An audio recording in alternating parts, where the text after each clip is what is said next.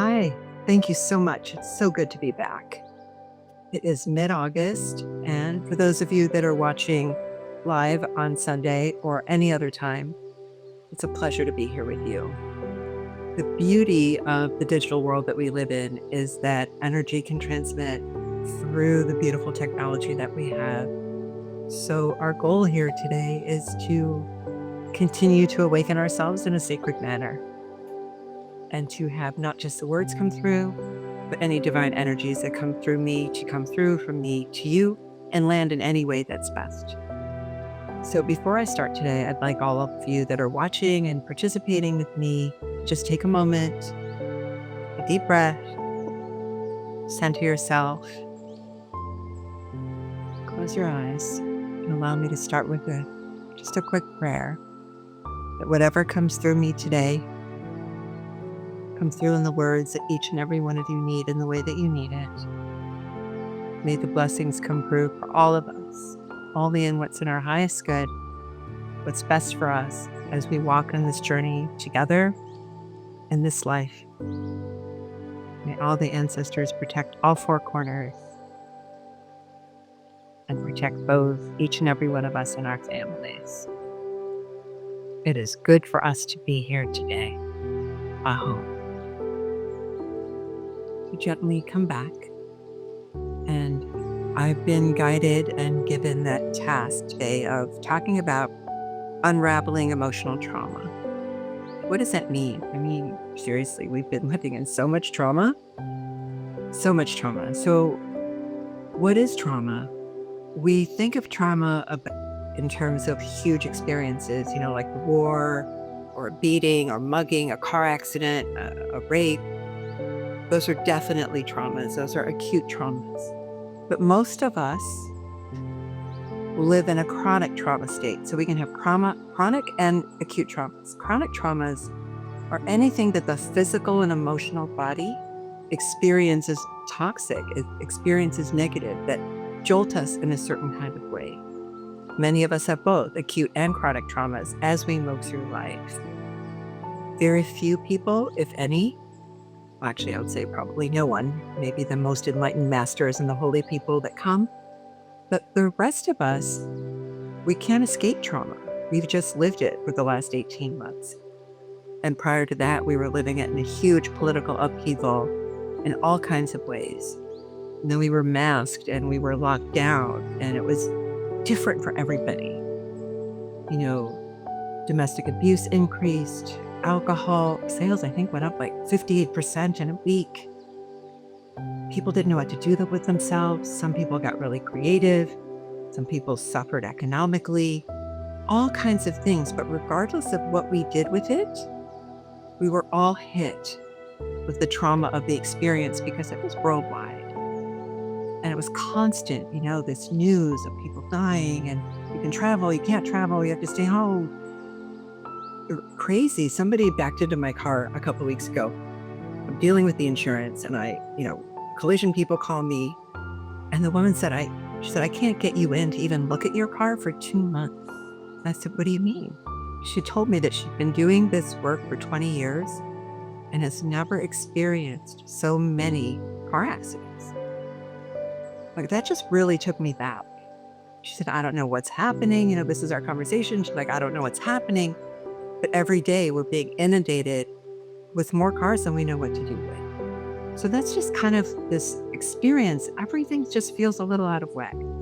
So regardless of our life up until COVID, how much trauma we had, we've all experienced the same trauma in our own way. So just a quick recap. Trauma is anything that our body and our emotional body, physical body, spiritual body experiences with some kind of a jolt and experiences as a negative. So what happens with chronic trauma is then we have this expectation. So we are wired from an evolutionary biological place, whether we're creationists or evolutionists doesn't matter.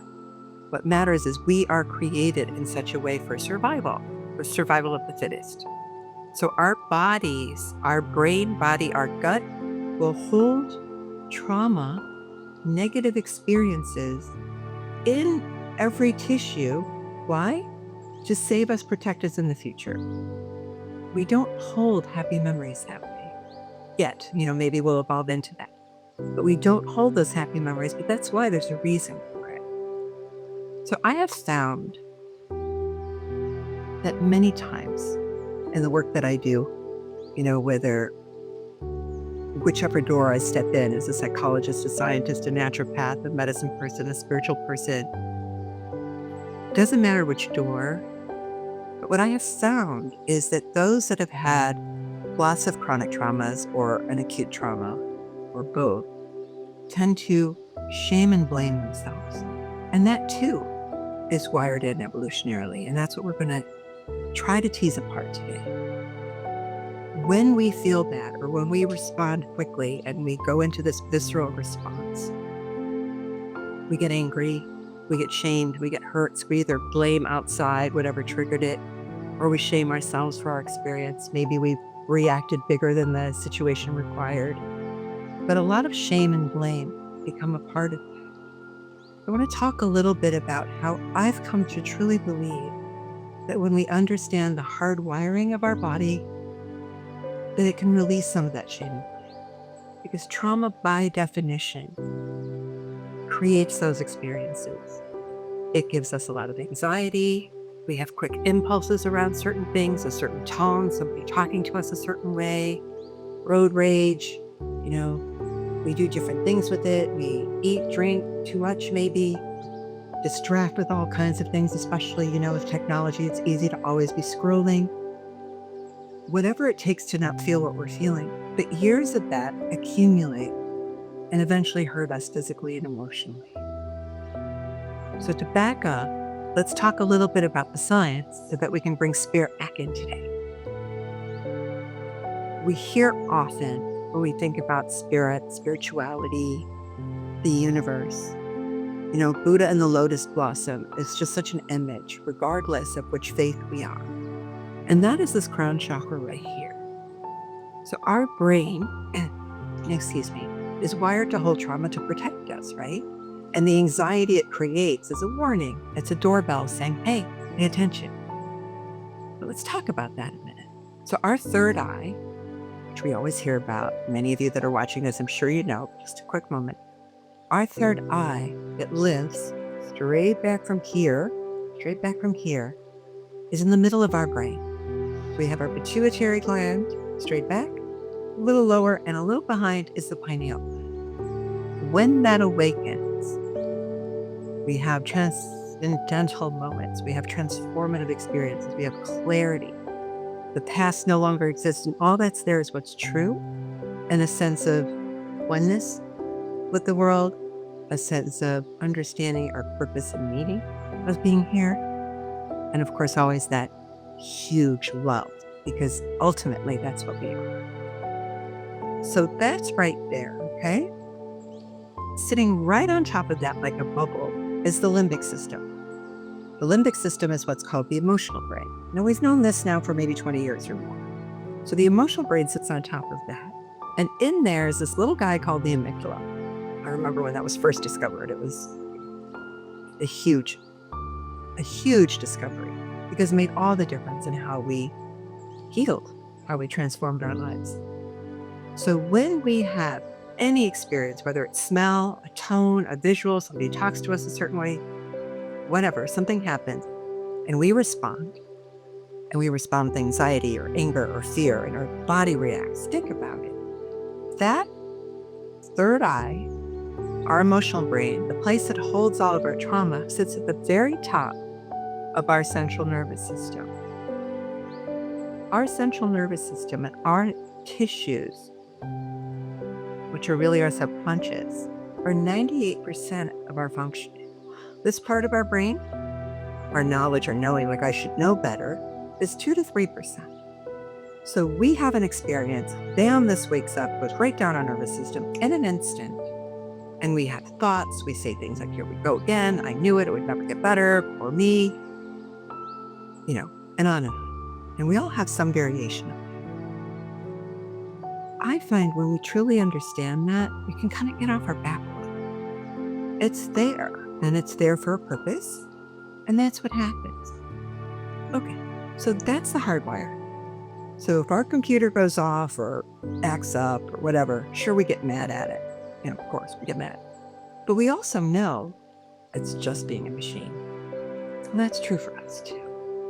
When we know we're just being this beautiful biological, physiological being wired for protection, when we can lay off ourselves just a moment, then the opportunity for healing arises. And that's a beautiful thing. Okay, so just take a moment. Our body, our central nervous system, boom, reacts. We often get mad. So just a sidestep. Some of us, or some of you listening might say, well, I don't really have any of those experiences, traumas, other than, what we've experienced recently together. But we do, because our DNA is ancestral. At least 7 generations of experiences are living in us. So not only do we have our own lifetime, if you will, traumas and experiences, we have whatever is unfinished in our ancestral gene living within us too. Okay, that's just a whole lot, right? That's just a whole lot. What does it mean for us? Well, many spiritual people, mystics, and so on, have said since the beginning of time that we are here in this paradoxical kind of way to heal these traumas, to transform them, to reach a state of enlightenment, to reach a state closer to God, to be one, to have the fire ignite in our hearts. But it seems opposite. Well, why is that? Because as we are hurt, as we suffer, as we languish, as things happen, we can discover, first and foremost, inside of ourselves, an appreciation that we're here. Was that Elton John's song, I'm Still Standing kind of thing? I just dated myself. We're here. We are here because we want to have at some level, or we are designed to have, if you will, what is it like to be both sides of the coin? What is it like to struggle through all this adversity and still find our heart, to still find appreciation for self, other? When I have suffered, you have suffered, and we see someone else suffering, if we have done some of our work, none of us get to do all of it, but if we've done some of our work, what happens is compassion grows, understanding grows. I feel that person's pain because I know what that's about, you see. Whether it's the same experience or not becomes irrelevant. I know deep inside of me what pain is. And when I know that, my heart just bursts open. I don't know if you guys can feel as you're listening, it's bursting open of the heart. That's one of the main reasons we're here. Because no matter what comes at us, we have inside of us the ability to not just survive it, we have inside of us the ability to transform it into something beautiful and pure love. I know that sounds a little cliche. What happens with pure love? Well, first of all, let's go back to science. The immune system. Now, we're very aware of the immune system in the last year and a half, right? The immune system gets weakened through emotional and physical stressors, traumas. The ruminating that we do, here we go again, it happened again, oh my God, all of those things, we are weakened. Now, when we know not to shame and blame ourselves for that, when we understand the brain is holding that because it thinks it's protecting us, then what we can do, I'm going to give you some things to do here in a minute. Then what we can do is say, oh, I can do this. I can be in such appreciation that it didn't really get me. I matter. Everyone I love matters. People matter. Then what we can do is turn that shame and blame into understanding, appreciation, and caring. The moment that changes, our sense of pain, our experience of our physical pain diminishes, research says by 40 to 60%. Our immune system starts strengthening. Instead of ruminating, we're thinking about things that are good. Now remember, Our brain doesn't hold what's good, so we have to actively, consciously work on paying attention to that. There used to be the gratitude journal. All of those things, they work, but we don't stay in it enough. Why? Because our brain pulls us back. Danger, danger, danger, danger. We have to protect the physical being. That seems to be this human phenomenon of, in that struggle, growth happens, like becoming a butterfly, the lobster. I don't even know if this is 100% true, but I've heard that when the lobster is growing and the shell stays on that lobster, it starts becoming really painful. Makes sense, because the shell doesn't move. So the lobster goes off in a corner and suffers intense pain, breaks off the shell, and a new shell grows. That is our goal. That's like releasing the trauma and bringing on a newer shell that's more peaceful. It's more clear. That clarity. So if we can quiet that, right? So not only does our immune system get stronger, our sense of pain diminishes. Now what happens? We have more energy to do what we desire. So when we circle that science back and come back to spirit and energy, the crown chakra is above the third eye. It's no accident that our amygdala, our pain, our trauma holder, our protector, Mr. Protector, is sitting not between the third eye and our crown chakra. Think about that. It's rather beautiful. So in the releasing and removing those things, our third eye opens more, our crown chakra opens. So what does that mean? Our crown chakra right here, the lotus blossom, it is our connector. The indigenous people say Father Sky and Mother Earth. It is our connector to that which is greater. So when there's less clutter going on, we have more clarity, we're more connected. That immediately opens our heart and our physical body. Healthier, younger, stronger. It's really a beautiful thing. Now, when we're in a trauma, when we've been triggered, when our anxiety is going, what do we do? So the first thing we want to understand is, this is how we're wired. It's not going to be any other way until we consciously understand that and lay off the shame and blame. That goes a long way. The other piece is appreciation. Science is now showing, brain science is now showing, that if we can appreciate not only what we've suffered or what's just happened, if we can appreciate the pain, acknowledge it, honor it. It's painful, it hurts. Sickness hurts, aging hurts. Emotional traumas hurt, betrayal, all of these things that we all suffer some way. Science shows that when we can appreciate and honor that, not get lost in it, right? But when we can honor it and appreciate it, it starts to diminish, because we want to change the way the brain gets wired. When it keeps repeating itself, it's thicker and thicker train tracks. When we do something different, when we move into appreciation, then what happens is a quieting. Those neurochemicals kind of sit back and go, what? And they start firing in a different way. What they're doing is they're opening up the cerebellum. Back here, what's called, the primitive brain, right here in your brainstem. Now think about it. This goes directly into the central nervous system, but this area is closer, right? So that's our cerebellum. The mystics say, and now the science is starting to back it up, but the cerebellum is where the divine is. So when we remember that up here spinning, trying to protect us, but the bigger protection has been from the beginning of time, right here. All we have to do, bam, is put our attention to the back of our brain. Go ahead, do it. Oh, when we do that, here's a quiet.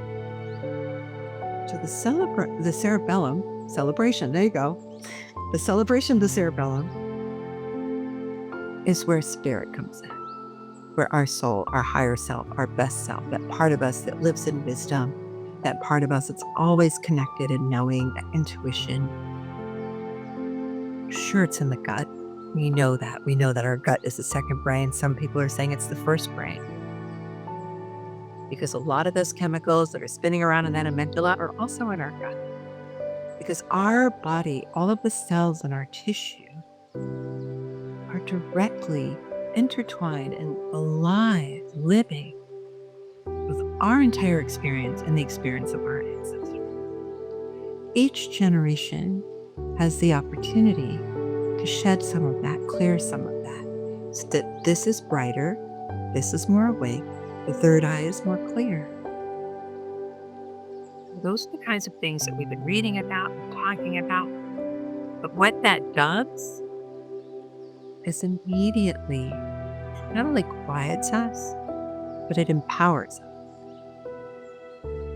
We get to stand in the strength of celebrating this, whether we like how we look in the mirror or not. That's a difference. It's a whole different topic. But to celebrate and appreciate that, yes, there are all of these things that we struggle with. And yet here I am. And I'm here because my ancestors did all of this work. There's an incredible amount of resilience that's built into me. And if I can appreciate that, just that, I could give you 20 different techniques. And when we do our meditation, there will be more. But the biggest thing is appreciating that trauma is real and it's there to protect me. And I don't have to let it rule me. I'm not going to quote this correctly, but Einstein said something about how the mind is fantastic, but the mind will not be the master of me. I need to be the master of my mind. And that place, that switch from this biological stuckness in protection survival human organism with all of these senses, we have the ability to experience all of this pleasure. Of course, the other side of that coin is experience so much pain. When we start mastering our mind in appreciation, not battle, never battle, because we'll lose over time, but in appreciation of, yeah, this is what's going on, and I am in appreciation of all of this, because when I am, the strength will surge up, and it can be a little quieter. So when we release one little bit, so if I'm triggered with something, and I historically, on a scale of 1 to 10, hit like an 8, bam, if I can get that down to a 5 or 6, I win. I have a little Brandy. She's always like playing little games with me. She's like, I win. And I love that because we want to, I win. So from an 8 to a 6, well, now it's at a 6. 6 to a 4, we win. And it's okay to be triggered. It's important to forgive, accept, appreciate in ourselves and in others. It's such an important thing, you know? When we do that, most of the major religions, indigenous and otherwise, speak to that release allows our ancestors to go further into the light. And it absolutely then changes that DNA code, and our progeny and theirs are released from that pattern. Because when you look at our families, a lot of these patterns are the same. We marry similar people, so on and so forth. But when we can go from an 8 to a 6, a 6 to a 4 on one thing, we can change that. And our children and grandchildren, great-grandchildren, no longer have to do that piece. They're closer to a more peaceful, more compassionate, more kind kind of life. Our job, as we walk sacredly, is to be first and foremost sacred with ourselves. All of this is purposeful. We're here purposefully. We've lived a huge mass stressor together, and it's still going on, right? Floods, fires, all kinds of things, new variants. When we stand in our own appreciation, when we stand in the knowing that this and the pains and the wounds and the things that spin in our mind are really trying to help us. Knocking on the door, kind of let us know, hey, don't forget about me. And if we can open the door and say, hey, thanks for keeping me safe, I remember. But we don't have to hold that anymore because we're here now. And if somebody pushes that button, I'm going to be aware. Maybe not immediately. The more I practice this, the more aware I become, the more control I become, the more kind to self I become, the kinder to others I become.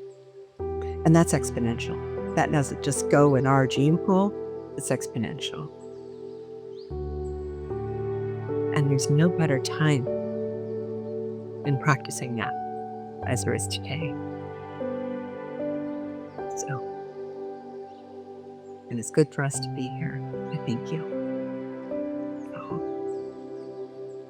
Okay, so let's take this entire experience and put it into our being, our vibration, our cells, our tissues, our energy field, so that by the time we're finished, it's become more one with you. So close your eyes. If you're laying down, wonderful. If you're sitting, please plant your feet on the floor, ground. Close your eyes.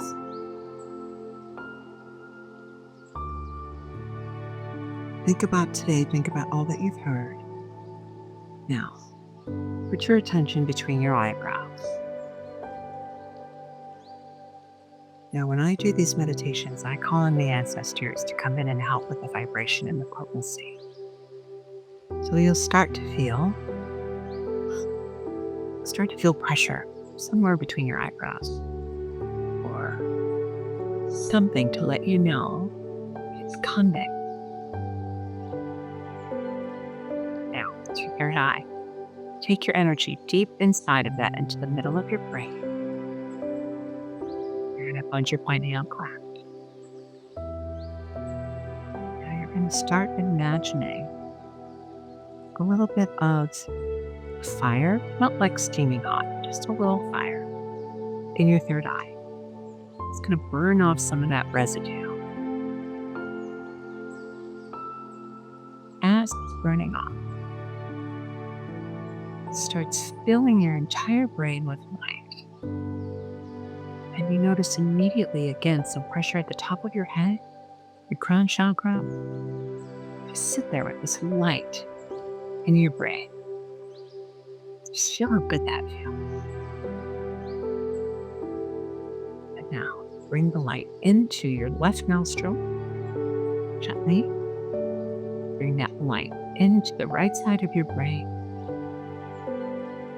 with the intention of awakening, balancing, clearing. And we're going to do that with a gentle breath into your left nostril. Towards that brain.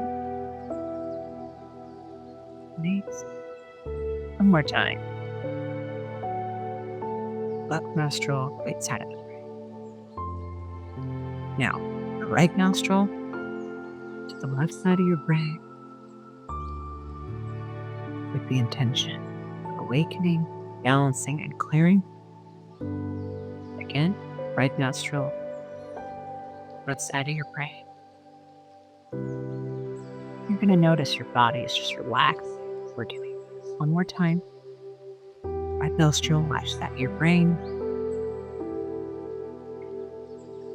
Now we're going to take a deep breath in, and that light's going to go all the way back to the cerebellum. And you're going to feel from the outside coming into your cerebellum also light, meeting back here in the middle in your brainstem. And then you're just going to feel some joy. Like an old friend that hasn't been acquainted in a while. Coming together, meeting each other. This whole brain is just moving with these blue and purple and yellow firing neurochemicals. And the back of your brain is just pure white. And then the top of your head's going to open and it's going to reach all the way up, kind of like a whale hole. That light's just going to go all the way up into the universe. Deep inside your heart, whisper, I am free. I am ease. I can appreciate. I can appreciate. Feel how that feels. And say again, either out loud or to yourself, I can appreciate. And feel that light come down your throat into your heart space with the intention of letting go that no longer, anything that no longer serves you. Vowing to release the shame and blame from self and be an appreciation of who you are, what you've lived, what you are able to change just by. Sure, through psychology, techniques, sounds, mantras, meditations, always will help. This technique, what we're doing, the talk that you listen to, in and of itself, is awakening your immune system, reducing inflammation, strengthening your being, because you are in alignment with that.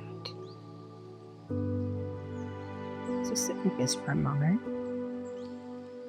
Feel that light in your body. Now spread that light through your whole body and outside your throat. When we can remember our divinity, nothing else exists.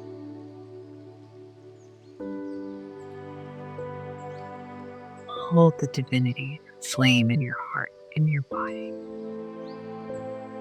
In this moment, you are your most true self.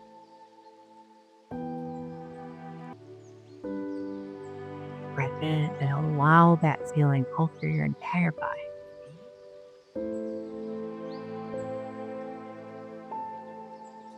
Not stay in this as long as you desire. Want to feel out? Feel